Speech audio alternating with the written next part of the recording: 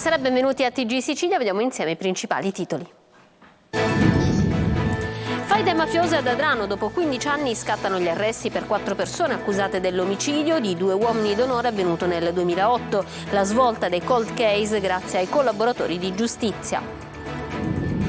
Palermo, la mala movida allarma cittadini e imprenditori, Assoimpresa invoca anche l'intervento dell'esercito e dice così si rischia di far scappare via i turisti dalla nostra città. Questo non è amore contro i femminicidi, studenti in piazza ad Acireale per la campagna promossa dalla polizia. Al nostro TG la testimonianza di una vittima di stalking. A Catania Rusti e Mangia del mirino dei NAS che sequestrano 400 kg di carne equina non tracciata e in pessimo stato di conservazione, pronta a finire nei piatti degli appassionati consumatori dei locali di via Plebiscito. Catania sporca, dossier della CGIL sui ritardi dell'amministrazione Trantino. Il sindaco replica: gli spazzini ci sono e non devono andare al bar. All'Ars ha approvato il bilancio consolidato 2022, un passo importante per l'attività di riordino contabile. Non c'è pace. Non c'è pace per i collegamenti con le isole minori. La Siremar aumenta le tariffe. 20% in più sotto Natale, a febbraio altri rincari. Sindaci sulle barricate.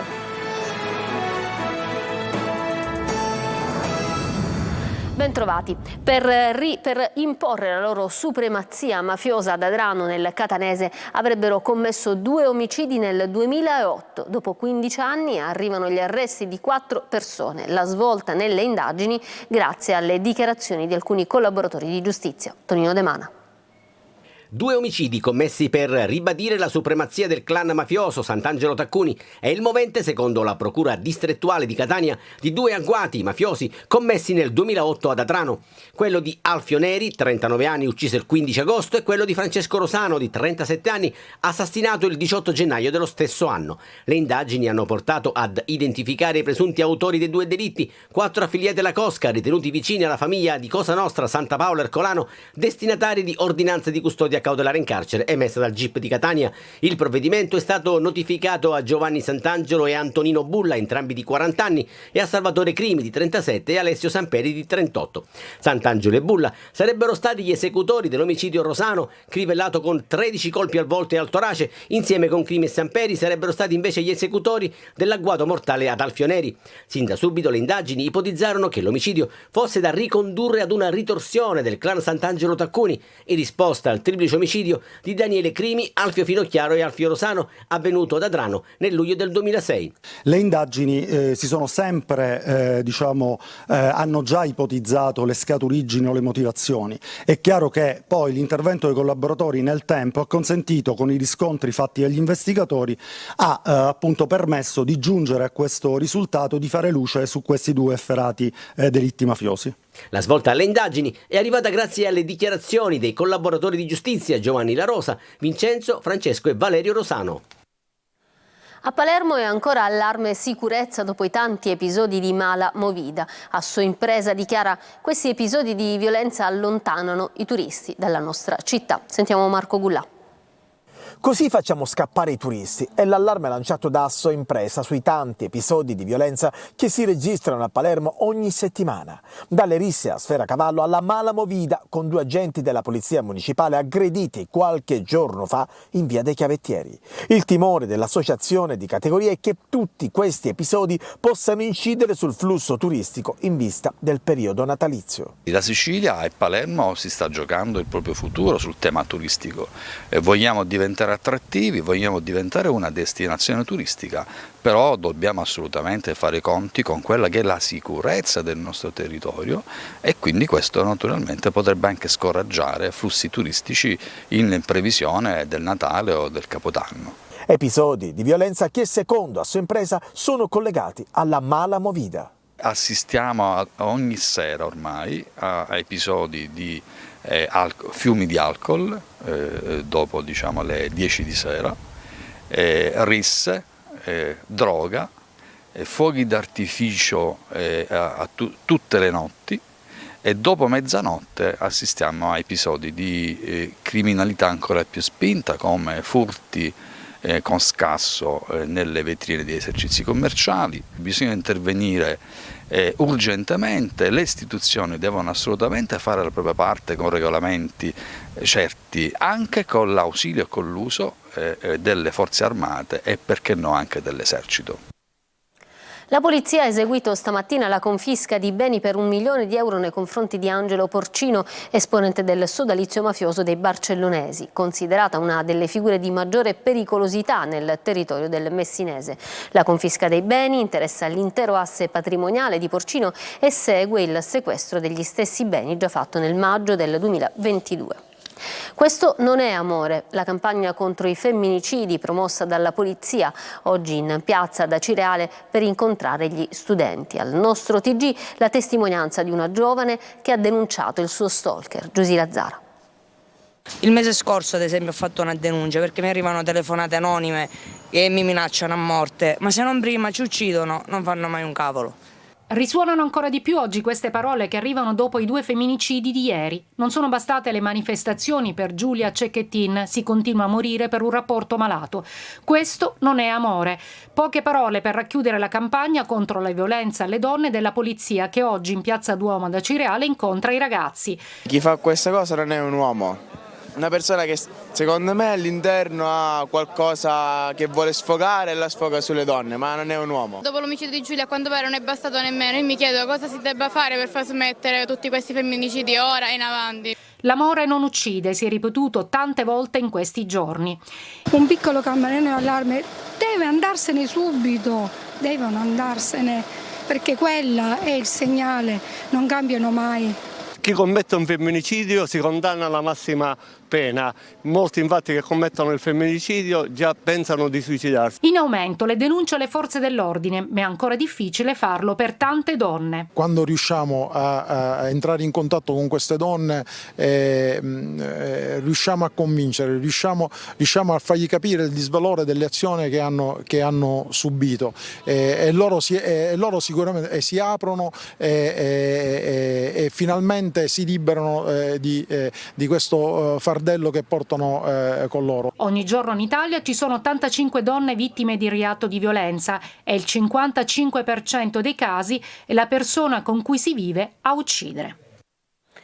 E lo abbiamo visto, l'amore non uccide, ma i maltrattamenti in famiglia continuano. Ad un uomo di 28 anni indagato per maltrattamenti in famiglia, infatti è stata notificata nel catanese la misura cautelare firmata dal GIP del divieto di avvicinamento alla moglie di 29 anni che avrebbe aggredito e picchiato più volte. I carabinieri sono intervenuti 2 volte dopo le richieste di aiuto della vittima, che ha denunciato il comportamento violento del marito che l'avrebbe malmenata e denigrata.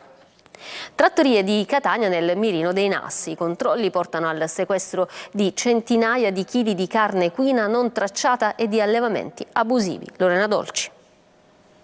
È lo street food marca Liotru. Nel panino al piatto le polpette di cavallo, la fettina sono un must irrinunciabile per i catanesi, spesso servite su tavolini a bordo strada, incuranti dei tubi di scappamento. I catanesi guardano a Russia e Mancia come i napoletani alla sfogliatella. Guai a domandarsi cosa c'è dietro quel piatto che ti fa sentire a casa. La domanda però se la sono poste i militari del NAS, che insieme al personale dell'ASP sono andati a controllare proprio quei ristoranti di via Plebiscito che sui Russia e Mancia hanno fatto fortuna. In un locale sono stati trovati oltre 400 kg di carne equina priva di tracciabilità e in pessimo stato di conservazione, che in qualche modo sarebbe finita nei piatti di ignari avventori. In un'altra trattoria sono stati sequestrati 3 kg di carne bovina, di cui era impossibile risalire all'origine. Oltre al sequestro degli alimenti incriminati, molti locali sono stati trovati in condizioni igieniche precarie. Bracieri, sedie, tavoli, pedane e vasi collocati abusivamente sono stati rimossi. 5 trattorie sono state sanzionate. Non solo cavallo, restando in tema, diversi allevamenti abusivi di bestiame sono stati sequestrati dai carabinieri dei NAS in vari fondi agricoli ai piedi dell'Etna. In questo caso i controlli hanno preso di mira i suini. Nell'ambito della prevenzione della peste suina africana, i militari hanno scoperto infatti 2 allevamenti senza autorizzazione in cui maiali, ma anche centinaia di pecore e agnelli non erano stati sottoposti ad alcuna profilassi. Non censiti uguale potenzialmente infetti. Meglio sapere da dove arriva quello che si mette in tavola.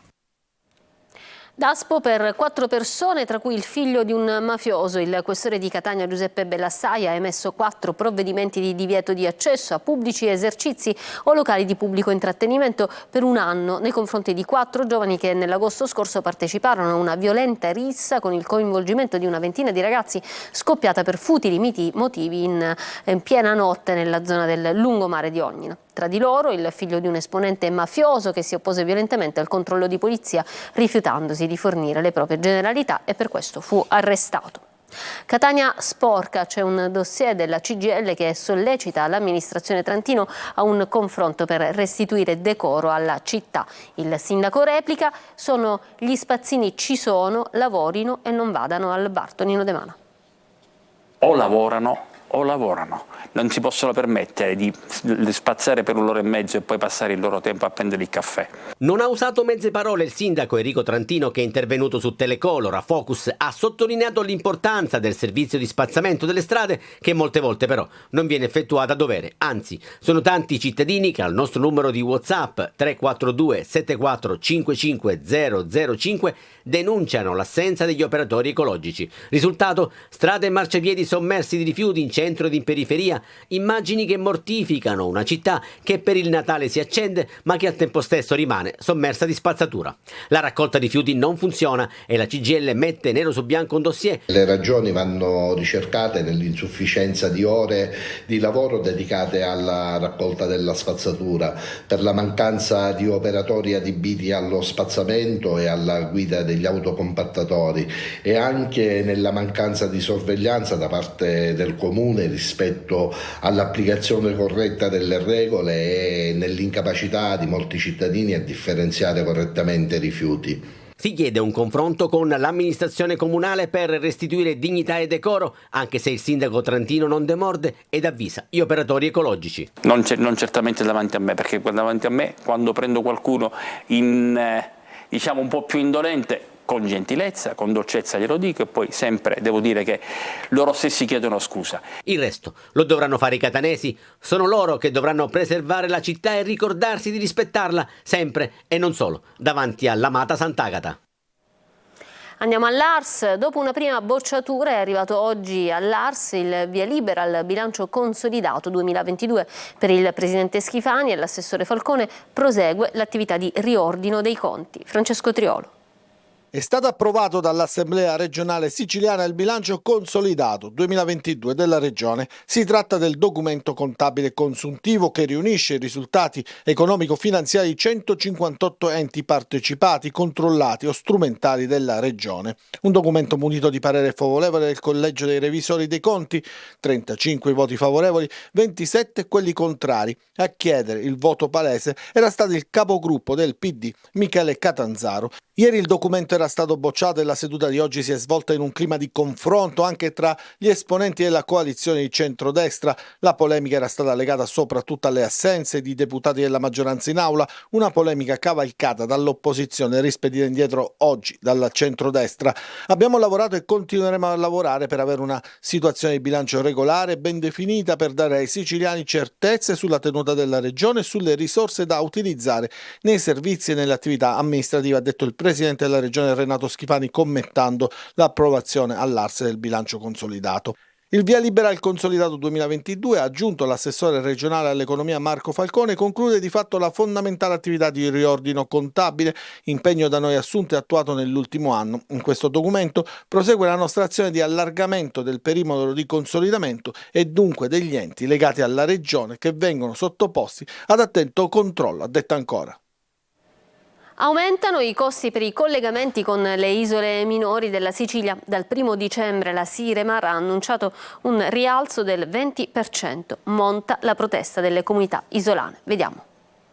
Tempo di rincari per i collegamenti con le isole minori della Sicilia. Dopo l'emergenza scattata per il rischio di vederli interrotti, adesso l'allarme è per un doppio aumento di prezzi che potrebbe penalizzare ancora di più l'economia delle piccole isole. Ad annunciare i rincari è stata la compagnia di navigazione della Siremar. Dal 1° dicembre scatterà un aumento del 20% per i collegamenti con Egadi, Eolie, Pelagie, Ustica e Pantelleria, ma per febbraio è in programma un altro rincaro del 10%, un ritocco in alto del listino sia per i passeggeri che per auto e mezzi commerciali. c'è il forte rischio che a causa dell'aumento dei prezzi di trasporto anche sui beni di prima necessità si potrebbe riflettere appunto questo rincaro, che sicuramente non gioverebbe alle comunità delle isole minori della Sicilia, in quanto già gravate da costi sicuramente più alti rispetto alla terraferma. Tutto questo ovviamente viene fatto in spregio di quella che è la nostra Costituzione e di quelli che sono i trattati dell'Unione, che chiamano invece a un superamento di quelli che sono gli svantaggi derivanti dall'insularità. Così facendo non si potrà invece che spingere verso uno spopolamento delle isole minori della Sicilia. Siremar spiega che l'aumento è previsto nei bandi delle corse a carico del Ministero dei Trasporti a causa dell'impennata dei costi di carburante che hanno comportato un aggravio maggiore, ma i sindaci delle isole minori non ci stanno. Ieri, su indicazione del sindaco d'Ancona, abbiamo attivato un percorso insieme a tutti i sindaci delle isole minori della Sicilia. Abbiamo chiesto una convocazione, i sindaci delle isole minori della Sicilia hanno chiesto una convocazione urgente al Ministero dei Trasporti per trovare insieme un percorso che sia sostenibile per la società di navigazione, ma anche per le economie fragili di queste isole e dei cittadini che ci abitano. Combattere la povertà educativa attraverso la bellezza e il fare. Nel quartiere Cappuccini di Catania 50 bambini sono stati coinvolti, ce lo racconta Emanuela Corsi. Librerie, panchine, tavoli in legno sono le opere realizzate dai giovani del quartiere catanese Cappuccini sotto la guida di 2 architetti, 2 progettiste e dei loro storici educatori. Una piccola falegnameria sociale che fa parte del progetto Di Bellezza si vive, che a Catania si propone di combattere la povertà educativa attraverso la bellezza e il fare. Il progetto sperimenta in 5 ambiti che sono la famiglia, la scuola, gli spazi di vita, gli spazi culturali e i mondi digitali, e all'interno di questi 5 ambiti che rappresentano il quotidiano di ogni ragazzo noi abbiamo cercato di portare un'idea innovativa di scuola. Intanto una scuola che si basa non più su una scuola trasmissiva ma laboratoriale, esperienziale, dove l'obiettivo era proprio quello di partire dalla generazione della bellezza. I manufatti in legno sono stati realizzati per il doposcuola gratuito che avviene nei locali della Curia, dove ci sono diversi volontari. Tra loro c'è anche Jessica, una laureanda che ha scelto di aiutare i bambini nello studio. Hanno voglia di imparare e quindi vengono con gioia e trasmettono questa gioia a te che impieghi, i pomeriggi in questo modo. Nel capoluogo etneo sono 50 i minori in situazione di fragilità scolastica o familiare dei quartieri Cappuccini e Tondicello Playa, coinvolti in questo percorso realizzato in collaborazione con l'Associazione Cappuccini e con la parrocchia Beata Vergine Maria in Cielo Assunta alla Playa. Ci fermiamo per una pausa, torniamo tra poco con lo sport.